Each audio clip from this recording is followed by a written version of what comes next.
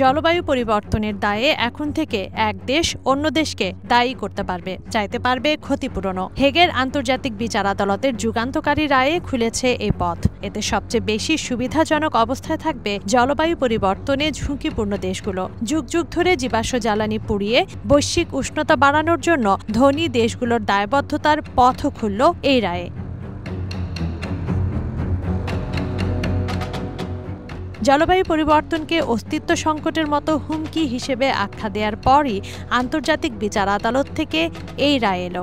বিশেষজ্ঞরা বলছেন, রায়টি মানার বাধ্যবাধকতা নেই, তবে এর সুদূরপ্রসারী প্রভাব পড়বে বৈশ্বিক নীতিতে। উন্নত দেশগুলো জলবায়ু সমস্যা সমাধানে তাদের প্রতিশ্রুতি রাখতে পারছে না দাবি করে বেশ কয়েকটি দরিদ্র দেশ এই মামলাকে সমর্থন জানায়। যদিও শুনানিতে যুক্তরাজ্য সহ উন্নত দেশগুলো বলে, জলবায়ু পরিবর্তন নিয়ন্ত্রণে প্যারিস চুক্তি যথেষ্ট। তাদের এই যুক্তি বাতিল করে আদালত। আন্তর্জাতিক আদালতের এক বিচারক বলেন, জলবায়ু পরিবর্তন মোকাবিলায় দেশগুলোর সম্ভাব্য সর্বোচ্চ পরিকল্পনা তৈরি করতে হবে, নইলে তা প্যারিস চুক্তির লঙ্ঘন হিসেবে গণ্য হবে।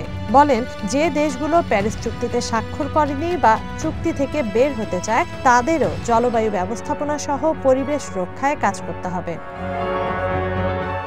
এই ঐতিহাসিক রায়কে স্বাগত জানিয়েছেন জাতিসংঘ মহাসচিব অ্যান্টোনিও গুতেরেস।